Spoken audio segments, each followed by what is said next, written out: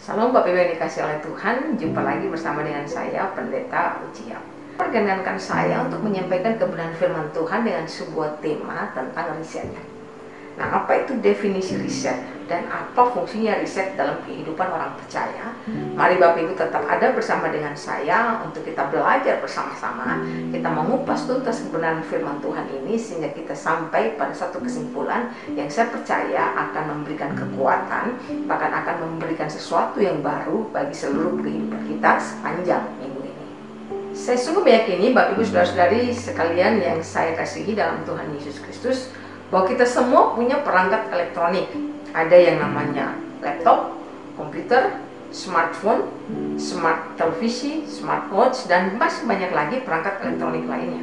Nah, jikalau Anda memperhatikan perangkat-perangkat elektronik kita itu, ada satu tombol yang disiapkan dari pabrik masing-masing, sebuah tombol yang disebut tombol reset. Reset di luar dari perangkat elektronik yang kita pakai dan kemudian kita melakukan satu pekerjaan untuk mereset smartphone ini. Definisi riset itu adalah yang pertama, memulai dari awal. Yang kedua, kembali ke titik nol. Yang ketiga, membuat kembali bekerja dengan baik perangkat tersebut. Jadi yang pertama, memulai dari awal. Yang kedua, kembali ke titik nol. Yang ketiga, membuat sebuah perangkat untuk bekerja dengan performa yang lebih baik.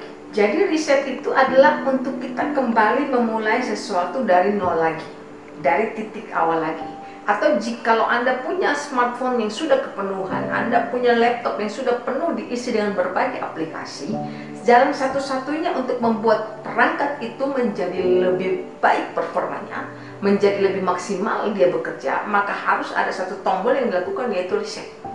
Yang kedua, ketika kita melakukan reset, itu ketika kita lupa password untuk masuk ke smartphone yang kita miliki, maka kita harus melakukan reset atau kita kembali ke titik nol. Kita kembali mulai dari awal lagi, pembaharuan yang baru. Nah, reset itu sendiri Bapak Ibu Saudara yang dikasih oleh Tuhan ada dua. Ada hard reset, ada soft reset. Hard reset atau factory reset itu artinya kembali ke pengaturan pabrik. Jika Anda punya smartphone seperti yang Anda punya di rumah yang Anda pegang hari ini, pada titik mana ketika Anda membutuhkan untuk melakukan yang namanya hard reset atau factory reset? Yang pertama, ketika handphonemu sudah penuh dengan virus, handphonemu berat, smartphonemu penuh dengan aplikasi, penuh dengan file, penuh dengan folder, dan penuh dengan hal-hal yang harus dibersihkan. Selain kita membersihkan dengan sebuah aplikasi, kita bisa melakukannya dengan secara cepat saja melakukan hard reset. Maka itu akan kembali ke pengaturan pabrik, di mana semua aplikasi yang tidak digunakan, semua aplikasi, semua file, semua folder yang tidak pernah ada dari awal ketika barang itu dibeli dari pabrik, barang itu dibeli dari toko, maka dia akan kembali ke titik nol dan menghapus semua file, menghapus semua aplikasi yang tidak pernah ada dari awalnya barang itu dibeli. Hard reset juga disebut sebagai pengaturan pabrik, kembali ke pengaturan pabrik atau kembali ke titik awal barang itu Anda beli. Yang kedua adalah soft reset. Nah, soft reset ini ketika biasanya juga kita lakukan kalau kita lupa password, tadi saya sudah sebutkan di awal, atau kita ingin melakukan sesuatu, memperbaharui sesuatu, kita melakukan reset atau soft reset yang biasa disebut dengan reboot atau restart. Ketika handphone kita agak hang, kita melakukan reboot atau restart. Maka ini saya sampaikan kepada Bapak Ibu, saudara-saudara sekalian yang dikasihi oleh Tuhan Yesus, kita akan belajar tentang reset, dan lebih intinya lagi, lebih spesifik lagi, kita akan berbicara tentang hard reset. Tadi saya sudah katakan definisi hard reset adalah semua pengaturan, semua aplikasi, semua data yang ditambahkan oleh pengguna, ditambahkan oleh users, dalam hal ini Anda dan saya, itu akan dibuang ketika kita melakukan hard reset atau kembali ke pengaturan pabrik.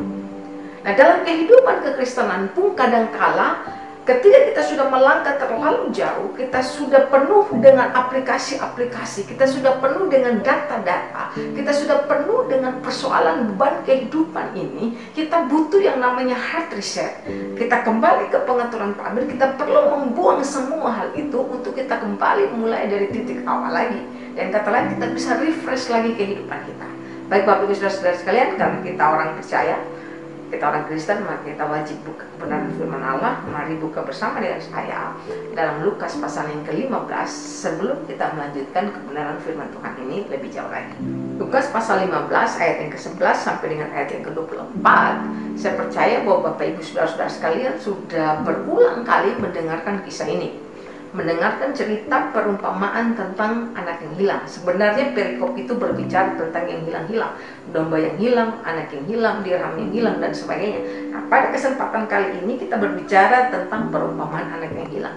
Saya ingin bacakan sampai dengan selesai, tapi karena mengingat waktu, Bapak Ibu boleh baca di rumah. Intinya bahwa kita sedang berbicara Lukas pasal 15 ayat 11 sampai dengan ayat ke-24. Kita berbicara tentang perumpamaan anak yang hilang. Karena sederhana, kisah ini menceritakan tentang seorang ayah yang punya 2 orang anak laki-laki. Alkitab tidak menyampaikan siapa nama mereka, dan kita juga tidak perlu tahu siapa namanya. Intinya ada 2 anak laki-laki, si sulung dan si bungsu. Ceritanya bahwa pada satu kali ketika ayahnya belum meninggal, tapi si bungsu sudah kepengen sekali menikmati harta warisan. Maka dia meminta kepada ayahnya untuk membagikan warisannya. Setelah ayahnya membagikan warisannya kepada 2 anaknya, perhatikan ini baik, kepada 2 anaknya, dua-dua dapat warisan, yang anak sulung maupun anak yang bungsu. Dan bungsu mengambil haknya, lalu dia pergi tinggalkan ayahnya dan saudaranya, meninggalkan rumahnya dan pergi berfoya-foya, menghabiskan semua uang warisan itu, dan dia kemudian sampai pada sebuah titik yang sangat rendah dalam kehidupannya. Si bungsu lalu hilang habis uang semuanya yang dia punya, yang dia miliki, dan hasil penjualan harta warisan yang dia minta dari bapaknya. Sehingga satu kali timbullah bencana kelaparan di negeri itu, dan dia sudah tidak punya apa-apa lagi. Alkitab mencatat dia pergi ke rumah seorang majikan dan meminta pekerjaan di sana.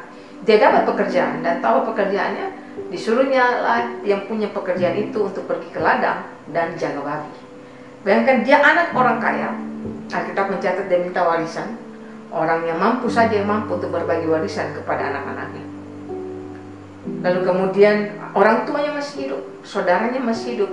Dia mungkin di rumahnya tidak pernah bekerja, tapi karena sudah kesulitan hidup, sudah tidak punya apa-apa lagi, disuruh untuk bekerja dan menjadi penjaga babi dari majikan di mana tempat dia bekerja. Selesai sampai di situ? Tidak. Dia lelah bekerja, Alkitab mencatat, menjaga babi seharian dan kepengen makan. Bahkan makan pun makan ampas makanan bekas makanan babi. Sampai kepengen makan hal yang begitu pun tidak ada orang yang kasih sama dia. Bapak Ibu Saudara yang dikasih oleh Tuhan, saya sangat meyakini bahwa sebagai orang percaya, bahkan kita tidak pernah tinggal bersama dengan babi di kandang.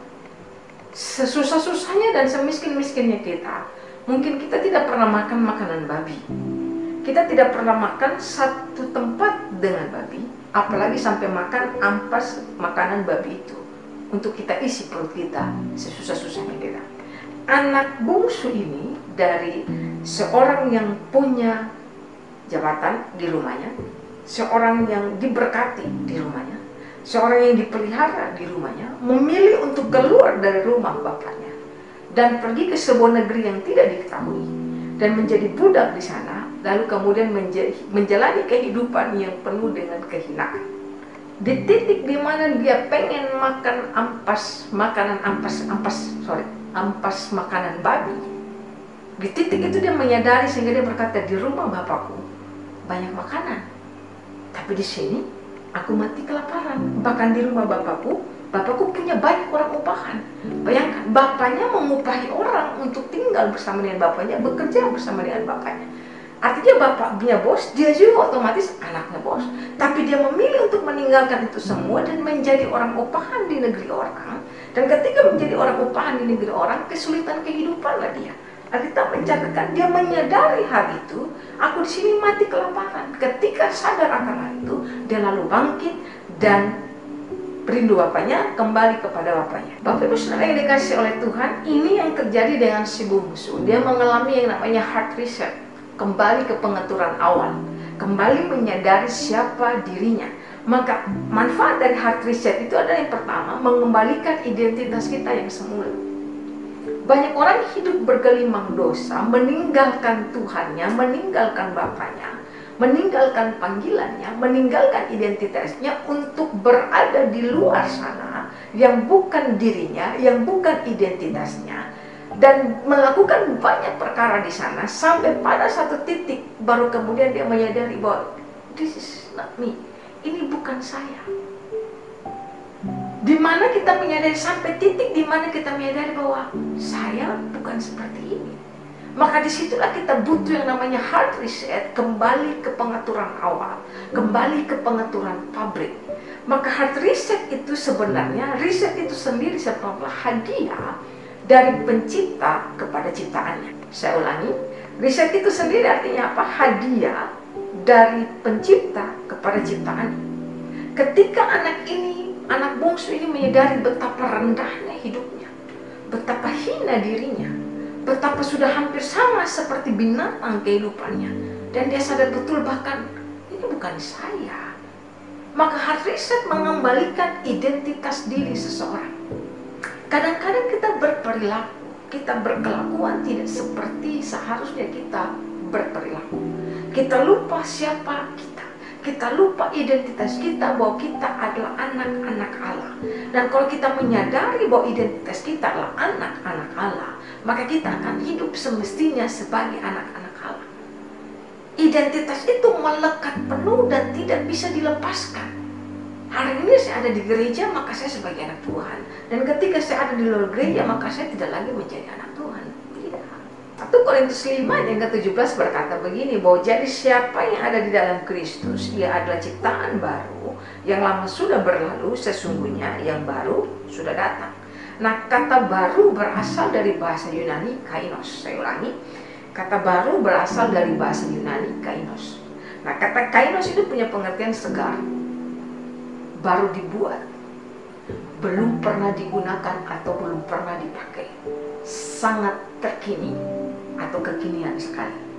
Jika saya ingin memakai bahasa saya dalam 1 Korintus 5 ayat yang ke-17 dikatakan, jadi siapa yang ada di dalam Kristus, ia adalah ciptaan yang baru, ciptaan yang segar, yang baru dibuat, ciptaan yang belum pernah digunakan atau belum dipakai, ciptaan yang up to date.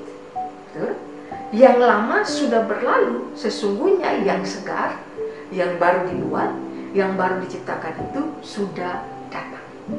Jadi manfaat heart reset yang pertama mengembalikan identitas Anda, bahwa Anda adalah ciptaan yang baru di dalam Tuhan. Dikembalikan ke posisi awal.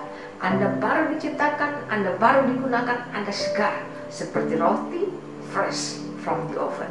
Wow. Bapak Ibu Saudara yang dikasih oleh Tuhan, persoalannya adalah banyak orang menyadari identitasnya sebatas punya identitas, kartu identitas, di mana di kartu identitas itu dimuat siapa atau apa agamanya. Kekristenan tidak dibatasi dalam kartu identitas yang Anda dan saya miliki.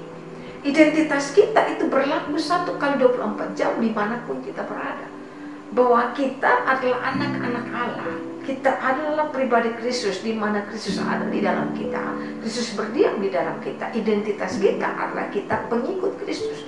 Identitas kita adalah kita orang-orang yang harus menjadi penyambung lidah. Kita adalah orang-orang di mana yang harus mewarnai dunia ini dengan warna Kristus. Yang kedua, manfaat dari heart reset yang terjadi dalam kehidupan Anda dan saya, kita pelajari dari anak yang hilang ini, adalah bahwa yang pertama mengembalikan identitasnya. Dia yang tadinya anak dari bapaknya, pergi menjadi orang upahan, pergi menjadi orang yang tidak tahu siapa dirinya, berkelakuan seperti orang di luar dari rumah bapaknya, lalu kemudian menjadi orang upahan, dan kemudian dia terjadi heart reset dan mengembalikan identitasnya bahwa dia adalah anak bapaknya. Sesudah dikembalikan identitasnya, manfaat yang kedua dari heart reset, Bapak Ibu Saudara yang dikasihi Tuhan, adalah mengembalikan kualitas. Mengembalikan kualitas. Kalau kita berbicara kualitas, Bapak Ibu kalau pernah ngambil foto atau download foto, kita akan ada gambar yang blur, itu jelek kualitasnya. Ada gambar, ada foto kita yang tidak sesuai, dia punya ketajaman pikselnya sehingga agak kurang, itu tidak bagus kualitasnya. Kita akan sampai kepada ketajaman kualitas yang sangat bagus sehingga wajah kita jelas, gambarnya itu enak dilihat, memang mantap, wajah kita sama persis dengan foto yang kita lihat, maka itu kualitasnya sangat bagus. Jadi ketika kita melakukan heart reset, itu mengembalikan kualitas diri kita. Sebagai orang percaya, kualitas kita ditentukan oleh cara kita berpikir. Kualitas kita ditentukan dari cara kita bertutur kata, dan kualitas kita ditentukan dengan cara bagaimana kita berperilaku. Ketiga ini tidak bisa dipisahkan dari kehidupan orang percaya. Dan ketika terjadi heart reset, maka seharusnya proses berpikir kita pun berubah. Pola pikir kita adalah gerbang di mana hal yang menentukan banyak hal itu terjadi di sini. Maka Joyce Meyer menuliskan sebuah buku dengan judul bahwa pikiran adalah medan pertempuran yang paling hebat. Segala sesuatu dimulai dari pintu gerbang pola pikir, pintu gerbang cara kita berpikir. Nah, sebagai seorang anak Allah, sebagai seorang pengikut Kristus, cara kita berpikir akan menentukan cara kita berkata-kata, menentukan cara kita berperilaku. Orang akan dilihat, seseorang akan lihat dengan cara dia berpikir. Apa yang kita pikirkan tentang orang lain, apa yang kita pikirkan tentang diri kita sendiri, dan apa yang kita pikirkan tentang Tuhan kita. Maka mengembalikan kualitas artinya kualitas kita dalam hal berpikir tentang banyak hal yang tidak sesuai dengan kebenaran firman Allah dikembalikan kepada kualitasnya. Bahwa kita harus berpikir seperti Yesus berpikir. Kita harus berpikir sebagaimana Alkitab mau kita berpikir. Kita harus bertutur kata sebagaimana Yesus bertutur kata. Kita harus berperilaku sebagaimana kualitas Yesus berperilaku. Yang ketiga, manfaat dari heart reset adalah memiliki settingan atau pengaturan yang baru. Bapak Ibu Saudara yang dikasihi oleh Tuhan, percuma kita melakukan heart reset kalau kemudian tidak ada pengaturan yang baru yang terjadi dalam diri kita. Lihat apa yang terjadi dengan si anak bungsu yang terhilang ini. Ketika dia terjadi heart reset dalam kehidupannya, dia dikembalikan kepada titik awal dari hidupnya, dikembalikan identitasnya, bahkan dikembalikan kualitasnya, diberikan jubah yang baru, diberikan cincin, diberikan sepatu yang baru. Itu berbicara kualitas sebagai seorang anak. Lalu kemudian terjadi settingan yang baru dalam dirinya, bahwa ketika dia berada di luar rumah bapaknya waktu itu, membuang identitas sebagai anak bapaknya, dan dia kembali ke rumah bapaknya dengan identitas yang baru, maka pengaturan hidupnya pun harus menyesuaikan dengan rumah bapaknya. Karena ini yang paling sering terjadi, Bapak Ibu Saudara yang dikasihi oleh Tuhan.